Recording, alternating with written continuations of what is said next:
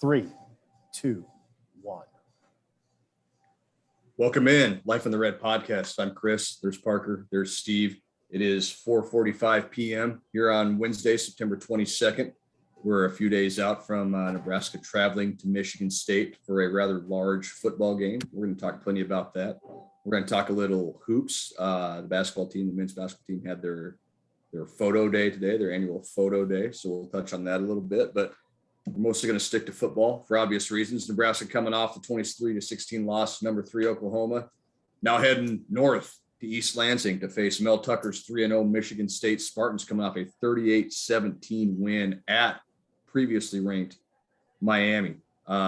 Sparty's rolling in Tucker's second year, really year one, if you consider last year, year 0, considering all the stuff that went on with that. But yeah, they're rolling. It's the start of a what you would call, I guess, intriguing stretch for the football team over these next several weeks. You have Michigan State, of course, this Saturday, then Northwestern Michigan at home, then at Minnesota, October 16th, before you get to your first bye week of the year. So we're going to start there. Let's set up this Michigan State game. I'll turn it over to you guys. What are your thoughts as we kind of start to really hone in on the Spartans and what we might see Saturday?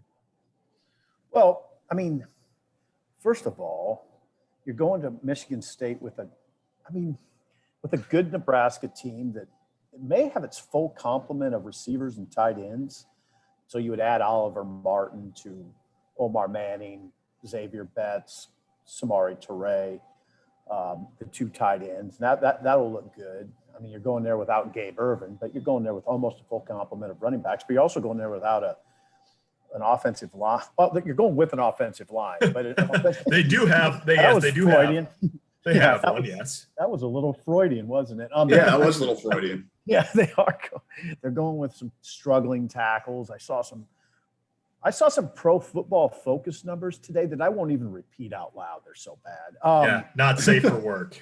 Yeah. I think I'll for the sake of those 2 kids, I'll just not go there. But they're really struggling up front, and the kickers, we'll see how that all looks. But I think we're going to watch a close game, is what I think. Yeah, it's super interesting. I mean, as you said, it's an intriguing stretch of 4 games. It's a critical stretch of 4 games, and it feels like we're going to probably talk more about this, but it really is the start of a critical run here. Michigan State, Northwestern, Michigan, Minnesota before the bye week. So the challenge is in not having any letdown after what felt like a big game last week against Oklahoma. It feels like a big game again this week. And then in also not trying to win all 4 of these games at the same time, which I don't think that's going to be too much of an issue for Nebraska. They know they've got their hands full with the Spartans. You don't have to watch Michigan State or Kenneth Walker, for that matter, the running back, for long to understand that you're not going to, waltz up there and take an easy game from a team that's rebuilding under a second-year head coach. I mean, they're playing well. They've got a bunch of transfers that are making an impact early on, including Walker, Quavarius Crouch, the linebacker transfer from Tennessee, and a bunch of other guys. So it's, Adrian Martinez said on Monday, it's a need game. And he said, but every game for us is a need game at this point. So I find Nebraska to be in a very interesting situation where they haven't proven a lot so far this year. They're 2-2 after 4 games. A near upset of a really good team and a bad loss to a bad team on its record. And everything that Nebraska wants to accomplish this year is still out there for it. But they're going to have to sort of take it, a week at a time to try to make up that ground beginning this weekend. You said it, Parker. It's like the classic 1 game at a time situation, right? Like you can't look ahead to those 2 home games coming up. You can't look ahead to the road trip to Minnesota. Like it's got to be Michigan State this weekend, and it's got to be Michigan State. Not we almost got Oklahoma. Now we're going to Michigan State. Like you can't let you can't let Oklahoma linger, the way you lost that game, even though you played fairly well and for large swaths of that game. You can't let it linger. You can't let one loss turn into two losses, as the old cliche goes. So, yeah, you're right. I feel like we say this every week with this program, but it's super interesting. Like Nebraska can win this game. There's no question about that. I don't think we're really going out on a limb by saying that, but they've got to have the focus in the right spot. They've got to have the I's dotted, the T's crossed, all those sorts of things, because we've seen it before out of this team. They'll play well or they'll play okay, then the next week it's a disaster, or vice versa. So. All right, let's face it. I mean, let's just be real. If they go 0-2, if they fall to 0-2 in the Big Ten, they're out of the West race pretty much. Yeah. I mean, that's why. I mean, that's part of the reason it's big. I mean, you're out of the West race pretty much at 0-2. And then interest wanes a little bit. I mean, the fan base interest wanes. Hey, Parker, can you quick do your imitation? Parker does a really mango good smoothie coming up. Just one little mango smoothie coming. Table 4. I just reiterate, I think they'd be about out of it. Now, you worry about the fan base interest waning and the vibe becoming overly negative, fans, but also, if I'm the head coach, I don't know if coaches think this way. I'd be a little worried about my guys if you're out of the West Division race. I mean, I would. I mean, this just makes it harder to motivate. So I think it's a gigantic game. I think the program needs, I don't know, you guys should help the old man here. I think they haven't beaten a ranked team since 2015 when they beat Michigan State. Now by my compilation, that's 14 straight losses to ranked teams. Does that sound right, guys? Sounds about right. Yeah, certainly sounds plausible. Okay, and I think that loss to Oklahoma made them, I'm going to say 5-13 in games decided by 7 or fewer. Does that sound right? Yeah. Yeah. Well, this game's going to be close. They need to turn those things around, and it would be. There would be, I think it would be a shot of momentum for the fan base, and more importantly, a shot of momentum for the program. A big shot, by the way, a big shot in advance of a critical stretch. Yeah, it's interesting because it would. I think I totally agree with you, Sipple, that it would be. And then on the flip side of that, like if you lose this game, it's hard to know what to expect. Not only for the last 3 there before the bye week, but it also like. If you were looking at Nebraska and they had a loss to Illinois and they had a loss to Michigan State and you're 0-2 in the Big Ten, now we think about Michigan State maybe a little differently now than we would have 2 months ago, but it gets harder and harder to piece together 6 wins on the schedule, right? I mean, it gets harder to find. They're going to be in a lot of close games probably, but you drop another game that's close, or conversely, you get blown out. And you start looking at the schedule and saying, how's this team going to get to a bowl game in year 4 of Scott Frost? And that would be not the immediate concern, but that would certainly, I think that would start to enter the equation too, let alone, competing for the West. Which is why I know there's a lot of cynicism attached to this discussion, but it's why I believe you could make a real strong argument this is the biggest game of Frost's tenure. I know what you're going to say until, I don't know, I don't think you'd say next week, but maybe Michigan, then you'd say it. I don't know. But this is, the biggest to this point. I think if they keep playing well, there's going to be bigger games than this. Sure. But if they lose it, it feels as big as any game that Nebraska's had in Frost's first 3+ years. But they all. So that's called a segue. We're going to go into the hot topic right now, and that's the question: is this the biggest game of Scott Frost's tenure? Sipple already kind of stated his case a little bit. Parker, what are your thoughts? Yeah, I was going to say, yes. Well, Sipple, yeah, you said you can make a strong case, so make it to lead us off here. Well, I just would cover what we said. If you lose, you're out of the West race. On the other hand, if you win, you got a shot then you got Northwestern coming into your home turf, with a chance to go 2-1 in the Big Ten and put yourself squarely in the race. Put yourself squarely, I mean, not squarely in a bowl conversation, but really enhance your bowl chances, which is critical. I mean, it's one of the things fans are looking for this year at a minimum, but is make a bowl game. I think it's important for the players after all these near misses. You heard Deontay Williams, you heard Garrett Nelson talk about how sick they are of coming close. They're tired of it.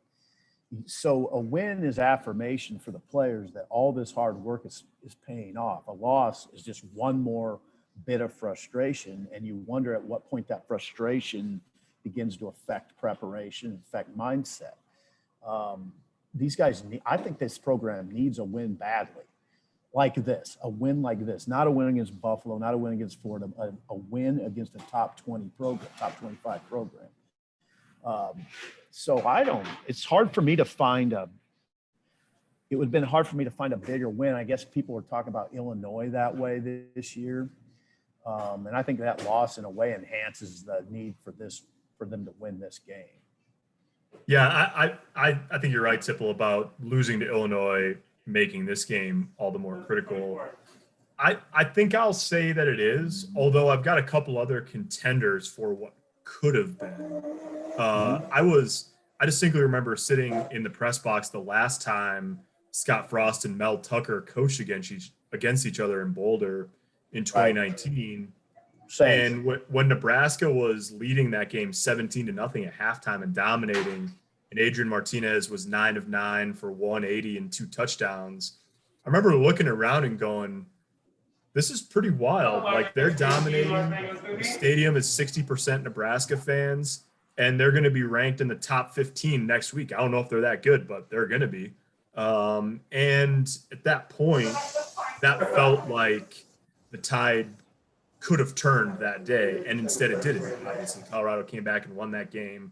And so it just goes on the heap of close losses. And then I think you could make a similar argument about that 2018 game in Columbus, where they almost knocked off Ohio State, had a chance to win in the second half and didn't get it done. So that's sort of, to me, like it's the most important game because it's the next chance to find that jumping off point that they've been really convinced is just over the horizon. They haven't found it yet, and they haven't done it yet, and they haven't, notched that win that's going to send them off on this run yet.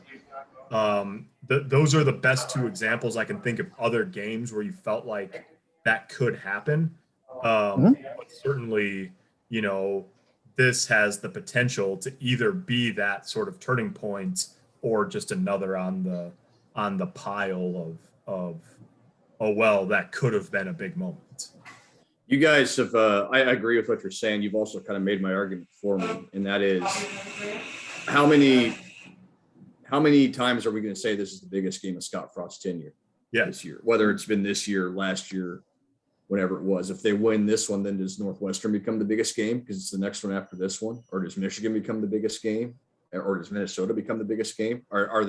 Is every single one of these games from here on out going to be the biggest game of Scott Frost's tenure based on the previous result, the results the previous week, previous couple of weeks, whatever it may be?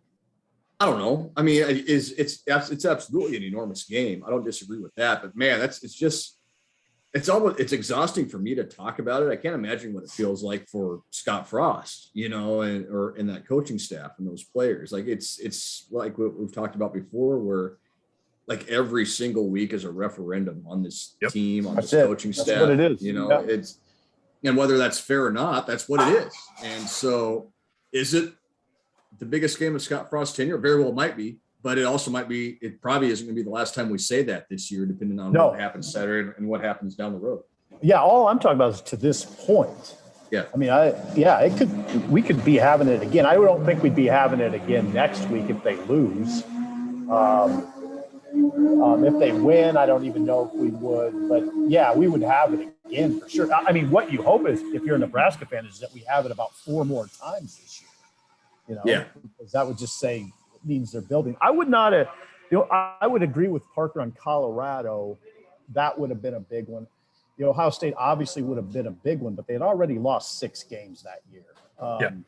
So I'm not sure that would have swung too much. I mean, obviously winning at Ohio State's always big, but this one would I mean, just the fact that they're out of the race in week, in their second Big Ten game, basically, that's and just because it's year 4, as opposed to year 2, It would just, yeah. It would set up such an interesting challenge if they do beat Michigan State, though, right? Because it would feel, in a way, it's different than beating Penn State at home last year, but it would feel similar in a way, which is then you'd be coming back home to play Northwestern. You'd probably be a solid favorite over Northwestern at 3-2, and then you'd have a chance to sort of conquer that demon that you couldn't last year. Handle the success, beat a team you're supposed to beat, get to 4-2, and then have Michigan come to town. I mean, it's still like, for as much up and down as there's been early in the year, you can see the path to a productive season for Nebraska. And you can see the path to a productive 4 weeks here before the bye week, but you can't see it as nearly as clearly, if at all, if they lose in East Lansing. Exactly. Part of the reason why it feels like such a big game. Yeah, thank you. All right, that's good. Good job. Nighttime in East Lansing, where big games happen on a yearly basis. Woodshed. It's going to be How about the woodshed? How about the woodshed? Simple. I'm bringing an axe, and I got my suspenders and a flannel, and I'm going to the woodshed. You got the beard and the flannel already. Yeah, you look like a lumberjack already. I mean, you're an axe man. You're a bit of an axe man. I think that's going to be my scene column. Can I use that woodshed stuff for my scene column, Baz? Does that make sense? The scene column is not my intellectual property, so you're more than welcome to use the woodshed if you would like. Oh, thank you. Thank you. Yeah. You should call him and ask him for like a line edit on the scene column. Yeah. He loves doing it anyways, so. Yep. You should find an actual woodshed somewhere near East Lansing and do the scene column from an actual woodshed in the wilderness of central Michigan. That's not a bad idea. It's not a bad idea. Well, someone's gonna call the police on us. Like, we're gonna be wandering around Lansing on Saturday afternoon, snooping in people's backyards looking for a woodshed. Yeah. No, I would not. Woodshed. I guess you would have to probably go into somebody's property for that. Simple's going to get killed with somebody with an axe because we're looking for a woodshed and somebody chopping wood. I'm 55 and I've lived a great life. If that's the way you had a good run. We've talked about it all the time. You've had a good run. Yeah, so it's been a real good run. Wild. It's been really enjoyable for me too. I just want to tell you. Well, thank you. All right, what else is on your minds? Well, what should be on our minds? Should we talk OU a little bit? Just kind of recap the trip. Yeah. Got good. Yeah, good to see our old friends down in Big 8 country, Big 12 country. That was a fun trip for me. I'd never been there before. Parker never been to the state of Oklahoma before. So, yeah, I thought it was super cool just being in that stadium, seeing those teams. There was the nostalgia part of it with the 50th anniversary of the game of the century, which, by the way, was a little weird, I thought, and how they built all that up. And then they, at halftime, their big reveal for honoring this was to have some guys line up on the goal line and talk about it for 30 seconds. And they just for 1 minute off the field. Yeah. And then they just kind of walk off the field. So it's a little weird in my book, but anyway, great atmosphere. Great scene. Love the campus, love the stadium. I think the south end zone at Oklahoma's Memorial Field is something Nebraska could strive for at its own Memorial Stadium.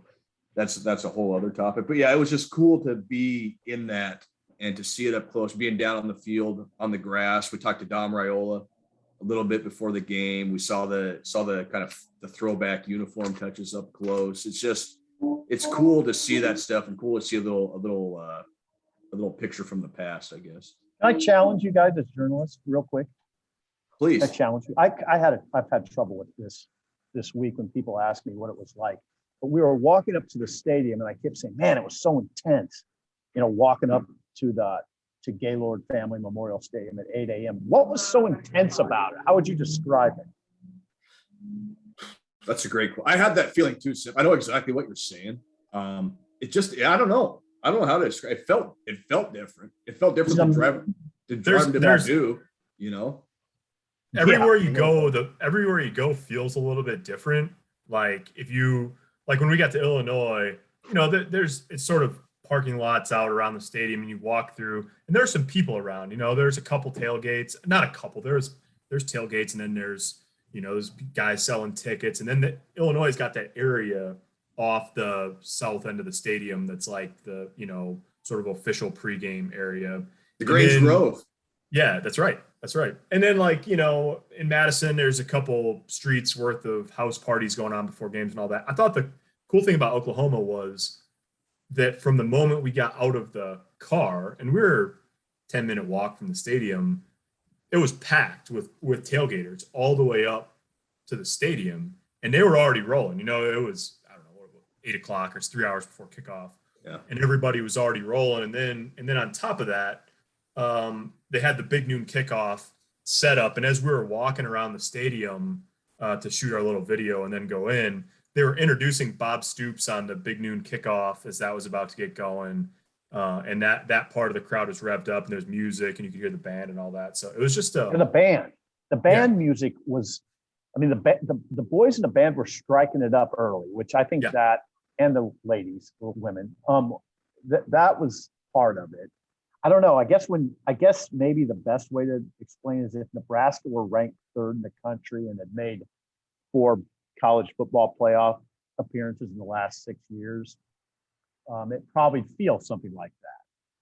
It'd be bizarre. It would feel like it did in the 90s. I hate to say that, but so yeah, I was really taken by the scene. And the last thing is that they pack a lot of people on the sideline the pregame. Yeah. For such a little area, there's just that little. It's one of the smallest sideline areas you'll see. You're cooped up down there.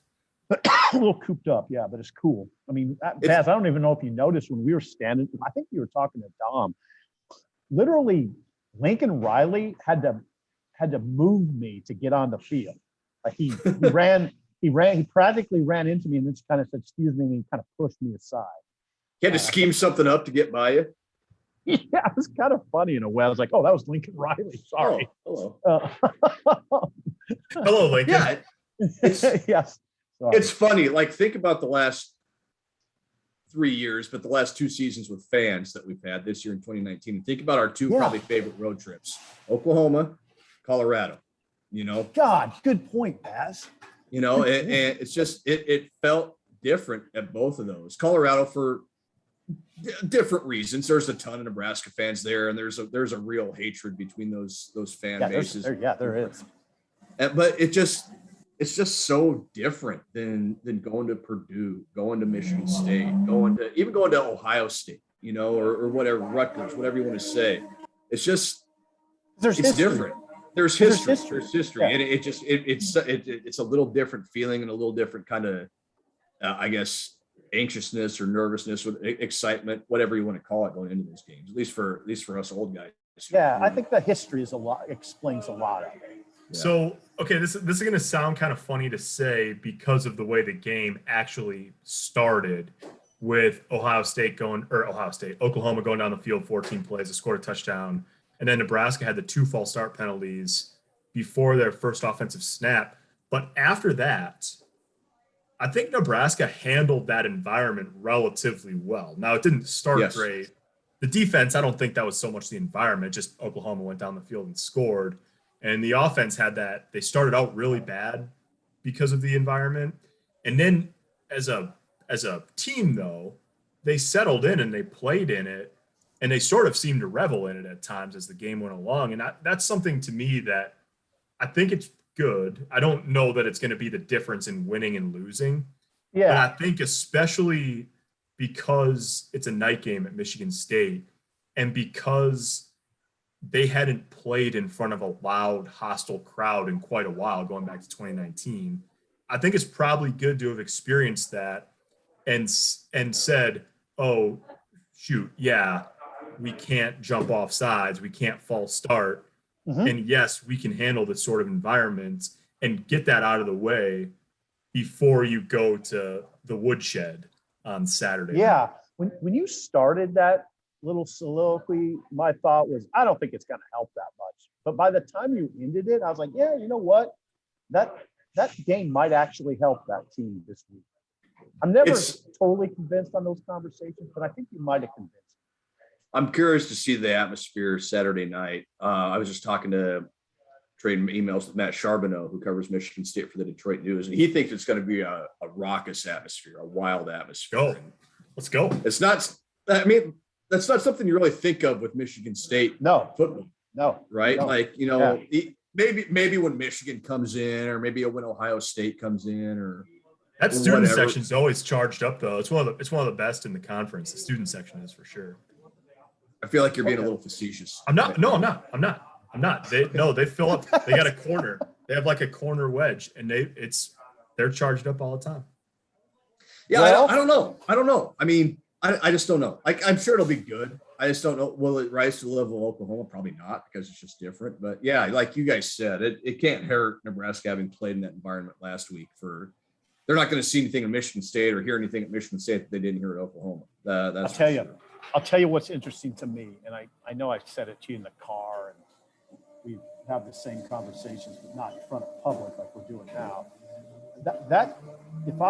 Michigan State outscored Miami 21-3 in the fourth quarter. They are rolling into their home state. Rolling. I mean, I've always felt that when I'm watching an NBA series, like a 7-game series, game 2, if a team has a good fourth quarter, it carries over. If a team has a bad fourth quarter, even if they're in a blowout, that can hurt them. So I think that rolling off a 21-3 fourth quarter advantage at Miami, I think they're coming in with a ton of momentum. Now Nebraska's got to wrestle that bowl down right away. I think. I mean, it can. Yeah. That's what it's like. You got to wrestle down. You got to take that bull by the horns, and wrestle it down like you're in a rodeo, right? Mel Tucker was talking earlier this week, and he said they have like their players wear like the GPS stuff, like most college teams do. It tracks how far you run and how fast you run and those sorts of things. And he said, according to that data, Michigan State was running faster in the fourth quarter than it was in the first quarter of that game. Is that right? Against Miami. Think about that. Yeah. In the heat. In the heat, in the humidity, against a good opponent. It tells you, yeah, they just built as the game went on. They didn't limp out of there, like you said. They flew out of there, and now they're flying into their home stadium with a chance to make a statement. So, yeah, you're right, Sip. They're going to have to wrestle that bowl down right out of the gate, and it's going to be a matter of if they can do it or not. And if they do, they're going to have a really good chance to win that game. If not, it might be a rough night. Wood chips are flying in the woodshed. Yeah, Kenneth Walker. Are flying in the woodshed. Speaking of bowls, Kenneth Walker III, 372 of his 493 yards have occurred after contact. So that's a bull. Horse. That's a bull. He's a bull. He's a bull. He's a horse. Leads the nation in rushing yards per game. His rushing yards per game is, I think, 24 more per game than second place right now. He's got 70-some yards more than second place in total rushing yards per game. First carry of his career, he took 75 yards to the residents against Northwestern. It's a different. This isn't your daddy's Michigan State offense. They've scored on a 75-yard touchdown 2 of their 3 games so far. On the first play. Yeah. On the first play. Kirk Cousins would take offense to that. Now this is interesting. This whole Walker thing is interesting to me because he wasn't even the starter at Wake Forest. No, he wasn't. He was good though. He was good. 579 yards in back-to-back years. 579. He hit it on the nose back-to-back years, which is strange enough. Yeah. 579. Yeah, he was good, but I don't know. He wasn't like this. Let me throw a stat at you, Sipple. Against Northwestern, he had runs of 75, 50, and 30. Hello. In the last 2 games, his longest carry is 25. So I'm not saying he's not good. He's obviously good. But he had a ridiculous first game where he ripped off 3 huge runs. And then he's just been good. I mean, he's been really good since then. But, he had 4 touchdowns week 1. He only played 2 quarters against Youngstown State because they blew him out. And then he was good, but in a much more workman-like way against Miami. I mean, he got to 170 yards, nothing to sneeze at. But he had to work harder for it against the Hurricanes for sure than he did against Northwestern. I thought it was interesting. Go ahead. I was just going to say, I thought it was interesting hearing Eric Chenander talk yesterday just about the challenge in defending him. And he talked about he knows how to use your leverage against you. He knows how to cut off a defensive lineman and get into the crease and go. And I think it's going to be such an interesting challenge for Nebraska's defense, depending on how they line up. Just the structure of Nebraska's defense. I'm not going to climb into the weeds and claim I know anything special here, but sometimes Nebraska likes to play those outside linebackers kind of a little wider as pass rushers and get into the backfield. So I feel like it's going to be a big game for Nebraska's defensive linemen. They've got to set their leverage and set their marks, and the linebackers have to have the eye discipline to stay in the lanes they're supposed to stay in, or else he's gone down the field. And like what Parker said, defenses have kind of figured that out over the last couple of weeks. So we'll see if Nebraska can do it too. And this will probably be the best defense Michigan State has faced so far, if we're being honest. So going to be a real interesting matchup. If he has another big game, then Nebraska's in trouble. Yeah. So against 2 Power 5 teams, Illinois and Oklahoma, Nebraska's given up an average of 180.5 rushing yards. How would you guys say that run defense is? I mean, it's nuanced a little bit, right? It's a nuanced conversation. What do you think of Nebraska's run defense, guys? It is. It's new. I mean, they haven't been lights out. That's for sure. I mean, they've given up some yards. The thing about it is, at the end of the day, the defense. We're talking about the defense. Gave up 21 points against Illinois, 7 against Buffalo, and 21 against Oklahoma. 21. So to me, 23. So to me, the 2 on the safety. Yeah, so 21. 22, 7, and 21. So that you should win games. Like if that's what you're doing, you should win games. So when push comes to shove, the reason why they've given up some yards on the ground, but they haven't got hurt too badly by it, is because they haven't given up the huge plays. Epstein, I think, got him for a 40-yarder, and Kevin Marks from Buffalo at one point got him for a 30 or 40-yarder. 30. But they yards. tackled and then didn't break after those hits. And they haven't let anybody go 60 to the house. They haven't let anybody go Kenneth Walker on the first play against Northwestern against him.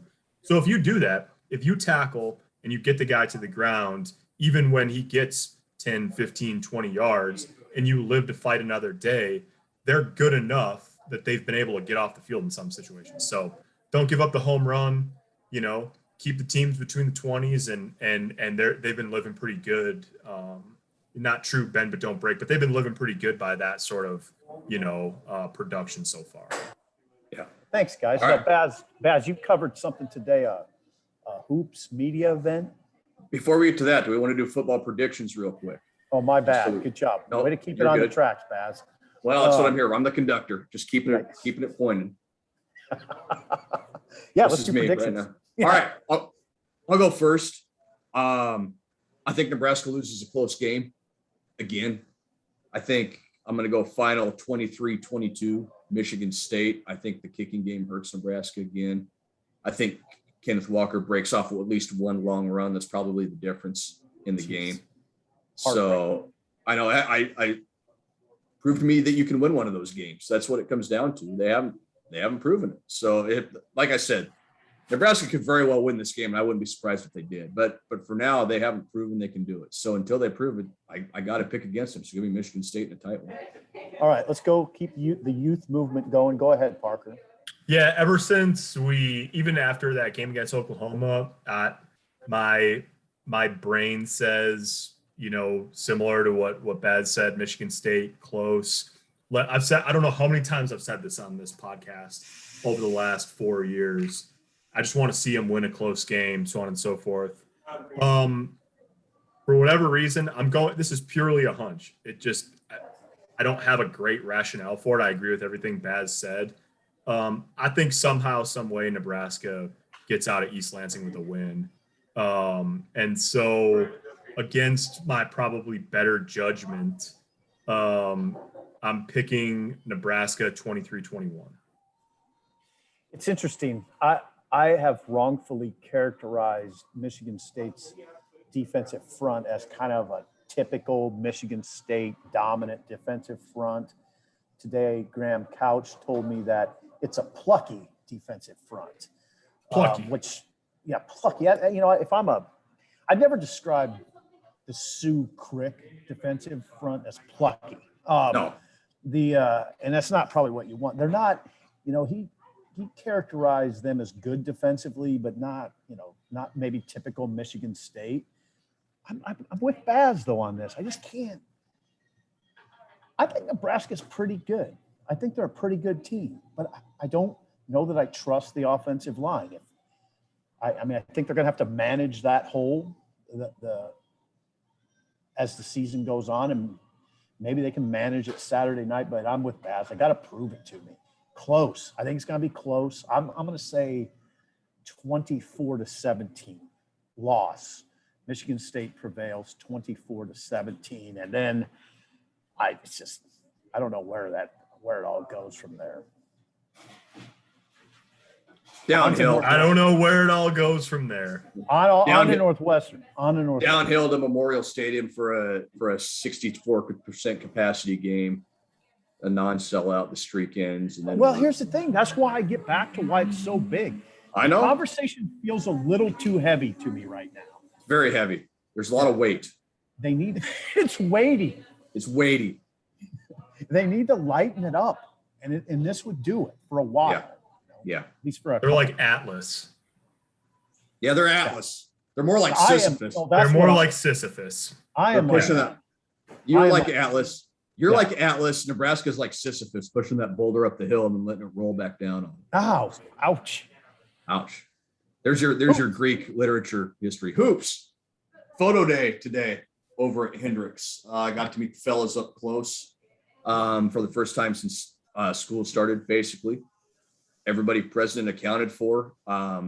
They look like a Division I. They look like a Big Ten team. Good size, good athleticism. Wilhelm Breidenbach has maybe the longest arms I've ever seen on a human being. He's got this huge bushy beard and he wears goggles. Like he's going to be the guy that Nebraska opponents hate, I think, for the next couple of years. Is he like Rambus? He's like Rambus a little bit. Maybe not quite the a-hole Rambus is, but Rambus is an ass. He is an ass. I would not characterize Wilhelm Breidenbach as an ass. I have a Rambus story. I'm not going to tell it now. You got to keep going, but okay. Go ahead. All right. More on the Huskers. More on the Huskers. They start practice September 28th, so this coming Monday. Start fall practice. I think they like what they have. Just talking to guys around the program today and people around the program, they like how the schedule kind of sets up for them early in the year. They like that game against Auburn early in the year down in Atlanta.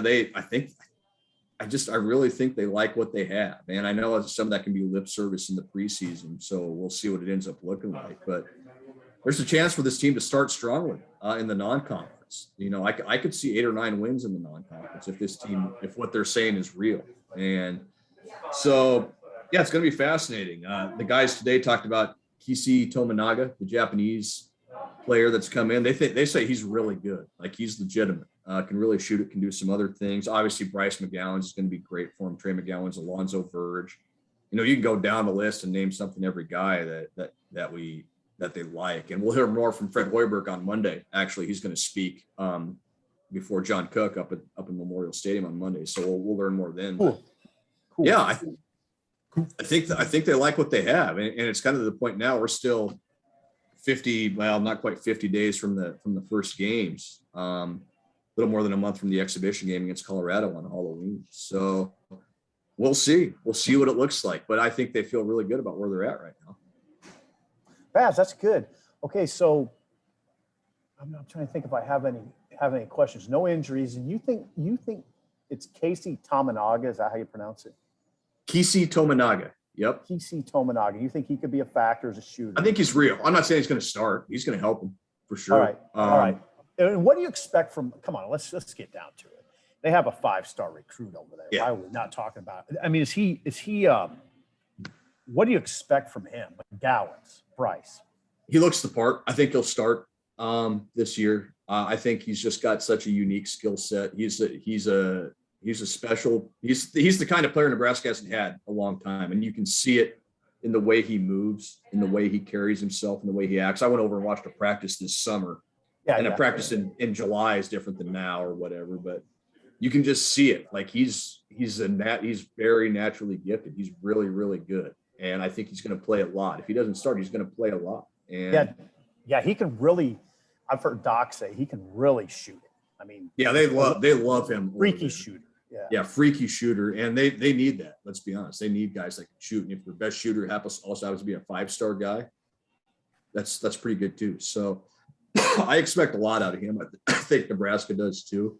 I think he has a chance to kind of flourish in the way they're going to play. It sounds like they're going to play a little faster this year. They're taking better care of the ball. So you might see the tempo get pushed a little more with Fred's system, the pace and space system. So yeah, it's like I say, it's so hard because we just haven't seen much of him yet, on the court. But Bryce McGowan's going to be a special one, I think. Is he a riser like his brother? Yes, he is. He's maybe not quite like the freak show athlete that Trey is, because Trey's the best athlete on the team. I don't think there's any holy question God, can he rise? Oh yeah. Boy. But Bryce is no slouch. He can get up there too. I've he seen can some of those traffic. guys. Yeah. So that's the thing. They've got athletes that they haven't had for quite a while, and I think they've got a few more shooters to put around them, and have decent size inside with Ed Andre and Derek Walker and Oleg Kuyenets who can fill in a pinch at 7 feet tall. So they've got the pieces. And I know we've said that before. And look, they've won 14 games total the last 2 years. So who knows what it's going to look like, but it looks different. It looks different than it has to me the first couple of years under Fred. So we'll just have to, once we see him on the court, we won't really know until we see him on the court. Get to the NIT. Look, NIT or bust, baby. Here's the thing. If they finish top 10 in the Big Ten, which is not at all out of the question, they're pushing for an NCAA bid. Just based on the history of that conference. I think 9 teams got in last year, 8 or 9. They can be in that discussion. And they're going to have to play well, and the league's going to be a bear. But they can be in that discussion for an NCAA bid. And if you're doing that, then of course you're in the discussion for an NIT bid, and you go from there and you see how you grow. But I think this team has a chance to do something this year and kind of take a pretty big step. I think so too. All right, that was good. We went pretty long there. That was good. Is there anything All right, else? guys. Can Parker do one more imitation of a blender? It's really good. He did. I did that to him when we were getting ready to shoot our videos on the field on Monday, and he looked at me and he's like, "You do a pretty good blender." That's really good. For those that don't know, Parker's an incredible impressionist. And yeah. He does a lot of different voices with a lot of different characters. We're not going to share them all here. Paz, you know what we haven't heard though? We haven't heard one of you. We haven't heard one of you, and we haven't heard one of me. He saves those for his lovely wife, who, when he complains about his coworkers after he gets done with his work day. I'd love to hear a Baz imitation. Oh my God, that would be funny. I don't have a Baz. Baz Some is guys tough just to do. And my symbol doesn't stack up. There's some people that do a pretty good symbol. I don't know if mine's particularly good. I'd like to hear a Baz. Just stutter a lot and kind of spit when you talk, and you'll have me down pretty good. No, don't do it, Parker. Don't do it. Save it for when you're ready. All right, guys. Thanks for tuning in. We'll see you next week for the next biggest game in Scott Frost's tenure at Nebraska when they play Northwestern. Stop it. I'm writing a column about it. Stop. And I'm going to have a blueberry muffin right now, so I'll see you later. All right. See you guys later. We'll talk to you next week.